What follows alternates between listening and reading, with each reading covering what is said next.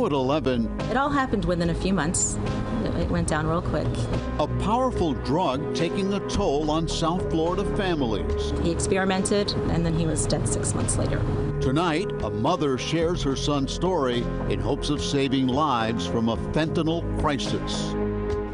Lily Carlson's 19-year-old son died of a fentanyl overdose after taking Xanax bought on social media. Fentanyl deaths are skyrocketing. In 2020, more than 5,800 people died in Florida.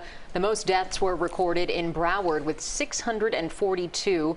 In Miami-Dade, that number was 334. Statewide, that's up a whopping 63% from the year before. CBS 4's Ted Scouten takes a closer look at the deadly consequences of the killer drug. You're such a bad fake picture taker. Always with a smile and known as a kind soul, Colin Carlson had just turned 19, bought his own condo in Hollywood, and was living the life of a young adult. That's until November 19th of 2020. It's been just a little over a year, and I don't know, I wake up every day to having to realize that I'm not going to see my son again. So every day I relive his death. This last year and a half has been painful for Colin's mom, Lily, and his family. Colin died of an overdose after taking fentanyl-laced Xanax that he bought on social media. His mom said the Xanax helped him sleep. He had 6 nanograms of fentanyl in there, in his system. He had Xanax in his system. So the two nanograms will kill a full-grown adult. When you think about the amount of fentanyl out in the street, does that keep you up at night? Yes.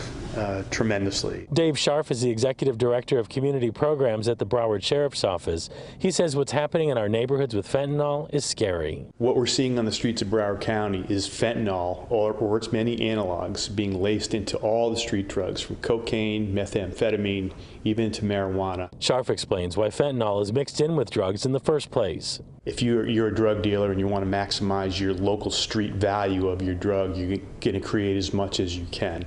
So if you have a kilo of cocaine, you cut it with maybe 8-9 ounces of fentanyl, you're expanding that product. The DEA calling it a crisis, saying last year the United States suffered more fentanyl-related deaths than gun and auto-related deaths combined. Mass overdose incidents are up too. That's where 3 or more people overdose at the same time. It happened in 7 U.S. cities over the past few months, including Wilton Manors, leading to 58 overdoses and 29 deaths. In Wilton Manor, 6 spring breakers were rushed to the hospital in March after exposure to fentanyl. They all survived, and in many of those cases, the DEA says the victims had no idea they were ingesting fentanyl. Users get a hold of them unknowingly, doing cocaine, methamphetamine, even marijuana, thinking that it's the typical street drug that they've used for many years.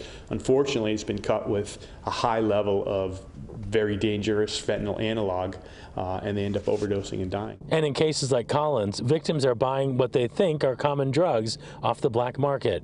It's so prevalent that the DEA began a campaign, One Pill Can Kill. The quality of the counterfeit drugs they're making and selling as oxycodones, oxycontins, Xanax, look exactly like the pharmaceutical grade of that particular drug. Unless it happens to you, most people don't know that this is even going on. Lily is determined that her son's death will not be in vain, that others will learn from their anguish. What do you want people to remember when they hear his name?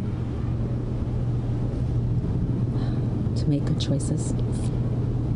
We are cracking the codes, the common emoji codes used when selling fake pills and illegal drugs on social media. Parents should know, for example, if you see something like a pill in a chocolate bar, that could mean that Xanax is for sale, or if you see a heart that's brown and a dragon, that could indicate heroin. You can see all this on our website, cbsmiami.com. Take a closer look to make sure that if you see any of these codes on your kids' or loved ones' phones, you know exactly what you're looking at.